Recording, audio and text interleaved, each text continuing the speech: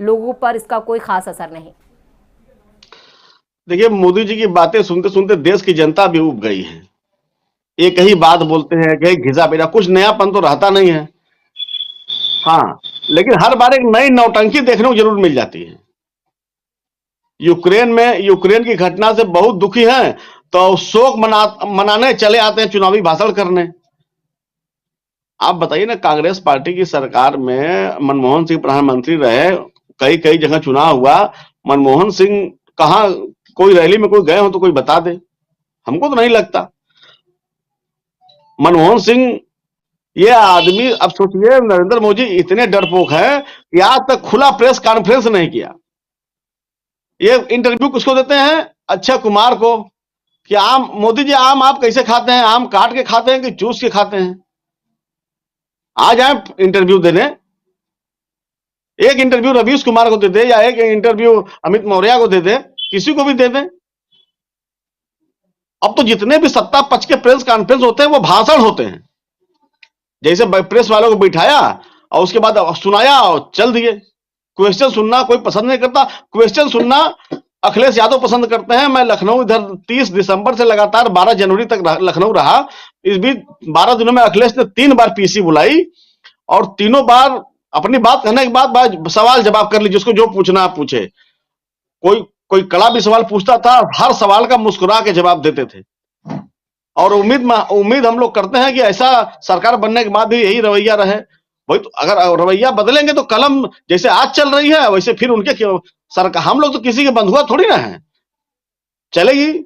अगर अपेक्षाओं पर खरे नहीं उतरे लोगों के तो कलम चलेगी, इनके खिलाफ भी चलेगी। सत्ता से पूछना हम लोग का नैतिक अधिकार है और ये हमारा संविधान ने हमको दिया है और हम लोग इनसे सवाल पूछेंगे। और देखिए, इस बार जो वोट प्रतिशत हमें लगता है कि शाम तक जाते जाते हमको तो लगता नहीं कि 50% भी हो पाएगा। और इसका बेनिफिट क्या देखिए, क्या देखिए देख रहे हैं, क्योंकि आजमगढ़ में अगर हम समाज। देखें यहाँ पर जो ये 7वां चरण है, अगर पहले चरण से अब तक छठे चरण तक मतदान हो चुका है, बहुत ज्यादा मतदान नहीं रहा। अगर 5वें चरण की बात की जाए तो सबसे ज्यादा वोटिंग जो है 68% से ज्यादा जो मतदान हुआ था वो 27 फरवरी को 12 जिले की 61 सीटों पर हमने देखा है। उसके बाद पहले चरण में भी 60% मतदान, उसके बाद 62, फिर 61, फिर 62, फिर 68, और यहाँ पर छठे चरण में मात्र 55% 70% मतदान हुआ था। ये आंकड़े मेरे पास है 3 मार्च तक के, जहां पर 10 जिलों की 57 सीटों पर मतदान हुआ। लेकिन अगर हम ये 7वां चरण देखें तो यहां पर भी जो मतदान हो रहा है वो परसेंटेज काफी नीचे है पहले के मुकाबले, चाहे वो 2017 के चुनावों से इसका कंपैरिजन किया जाए और अब हम देख रहे हैं 7वें चरण में भी। तो इसके पीछे बड़ी वजह आप क्या देखते हैं?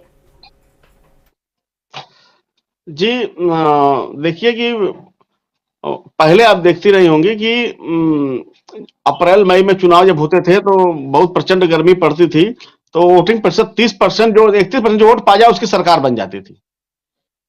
लेकिन उसके बाद जागरूकता बढ़ी, लोग वोट सरकार बदलने अधिकार के लोग आगे आए, वोटिंग प्रतिशत बढ़ा।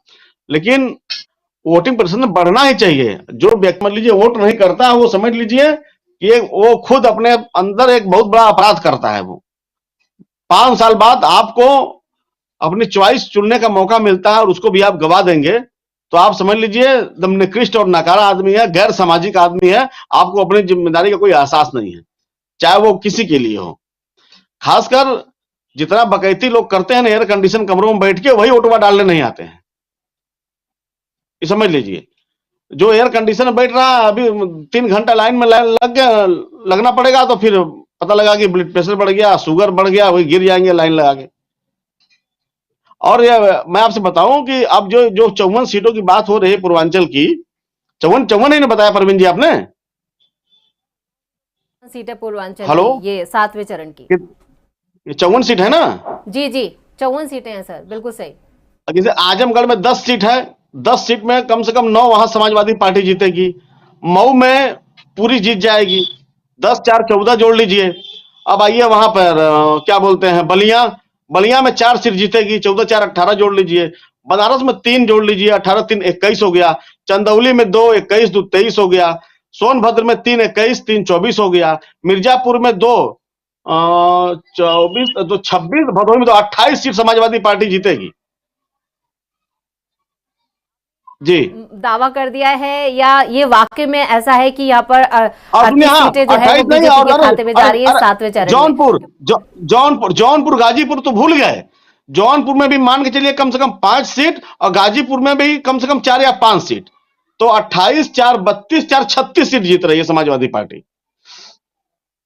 वाराणसी में भारतीय जनता पार्टी की इज्जत बचेगी, 4 सीट कम थे से कम वो जीत गाजीपुर सकते और हैं। मिर्जापुर आप भूल गए थे, लेकिन मैंने यहाँ पर कैलकुलेट करके यहाँ पर, क्योंकि इससे पहले भी कुछ चुनावी विश्लेषक हैं वो भी ये कह रहे हैं कि यहाँ पर इस चरण में सपा जो है, समाजवादी पार्टी और उसकी सहयोगी पार्टियां जो हैं वो 38 तक जा सकती हैं। 38 सीटें यहाँ पर तो समाजवादी लगभग गठबंधन को मिल 34-35 तो सकती हमने हैं। बताया ही। अब यहाँ पर एक और सवाल मेरा ये है कि जो छोटी पार्टियां हैं जिनके साथ अखिलेश यादव ने गठबंधन किया, चाहे फिर वो ओम प्रकाश राजभर की पार्टी हो या फिर अपना दल कृष्णा हो या फिर जितनी भी जो पार्टियां हैं, मऊ में खासतौर से, मऊ में तो अब्बास अंसारी हैं, यहाँ पर इससे इनकार नहीं किया जा सकता, अंसारी का वो गढ़ है, अब उनके बेटे वहाँ पर हैं तो वो सीट निकाल लेंगे। लेकिन यहाँ पर जो छोटी पार्टियां हैं, जो दारोमदार, क्योंकि उनके लिए ज़्यादा बड़ी अग्नि परीक्षा मानी जा रही है। ओम प्रकाश राजभर खुद इस चरण में उनके जहुराबाद से वहाँ पर भी मतदान हो रहा है।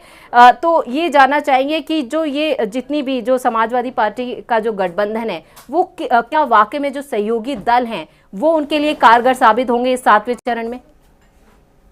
देखिए, ओम प्रकाश, जैसे ओम प्रकाश राजभर ने दलितों को पूरा, राजभरों को पूरा कैडराइज किया, जैसे मायावती ने दलितों को कैडराइज किया, उसी प्रकार ओम प्रकाश राजभर ने राजभर समाज को कैडराइज किया। पहले जब मायावती की जब कांसीराम रैली करते थे, तो चूंकि वोटर भाई जो भी दलित समुदाय के थे, तो भाई गरीब तबका था, तो ये लोग अपना सुबह उठ के भोर में ही खाना बना के रैली के लिए अपना खाना लेके निकल जाते थे। तो ओम प्रकाश राजभर का भी जितना भी रैली हुआ, तो भी उनके वोटर जो अपने घर से खाना वाना लेके जाते थे। तो अब ये तो जैसे वो लोग कहते हैं कि नहीं दलित छोड़ के नहीं जाएंगे, तो राजभर भी ओम प्रकाश को छोड़ के कहीं नहीं जाएंगे। जहुराबाद में 90,000 राजभर हैं परवीन जी, और वहां कालीचरण राजभर चुनाव लड़ रहे हैं। एक बार पहले भी वहां से बसपा बहुजन समाज पार्टी से विधायक कालीचरण राजभर रहे हैं। लेकिन जिस प्रकार से भारतीय जनता पार्टी ने पिछड़ों के हक हकूक से पर वार किया है, तो जितना भी ओबीसी समाज का, चाहे वो राजभर हो, चाहे वो मौर्य हो, चाहे वो पटेल हो, चाहे वो विश्वकर्मा हो, चाहे वो चौहान हो, वो तो कतई इनके साथ नहीं जाने वाला है। भाजपा के वोटर वही हैं जो खाए और अघाए लोग होते हैं, जिसका पेट निकला है देसी घी से मलाई चाप रहे हैं, उनको क्या दिक्कत है। आज गरीब आदमी से पूछिए ना, एक लड़का कंपटीशन की तैयारी कर रहा है, आप बताइए नॉट सुटेबल कैंडिडेट रख के उस पर जनरल कास्ट की सीट भर दे रहे हैं। ये सोचिए कितनी बड़ी विडंबना है।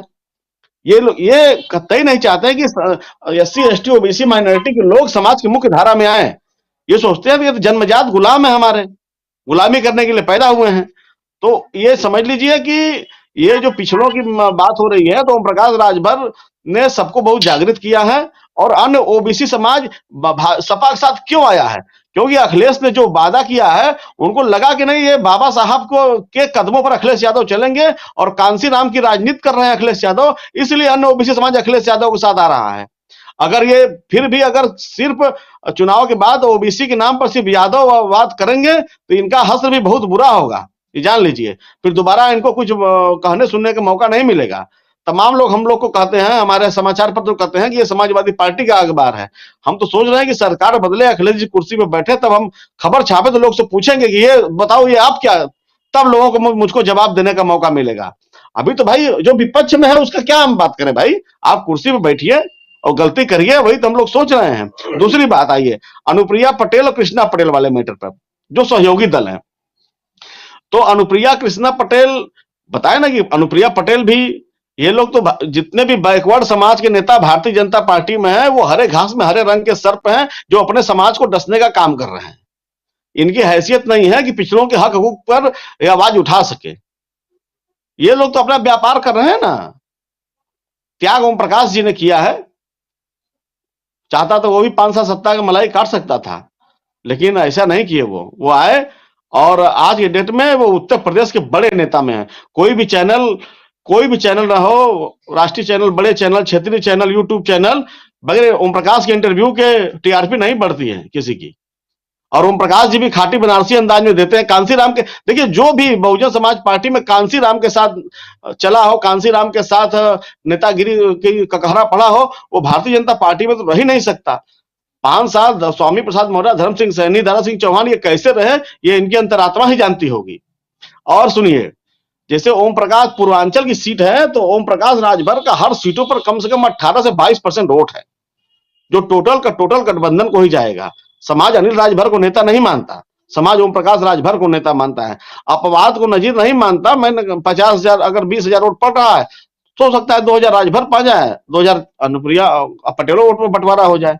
लेकिन ये छोटे छोटे दलों का अखिलेश यादव को लाभ मिलना तय है, क्योंकि पिछला समाज बहुत उम्मीद भरी नजरों से अखिलेश यादव की तरफ देख रहा है। जी परवीन जी। बिल्कुल, यहाँ पर आपने ओपी राजभर की बात की, ओम प्रकाश राजभर की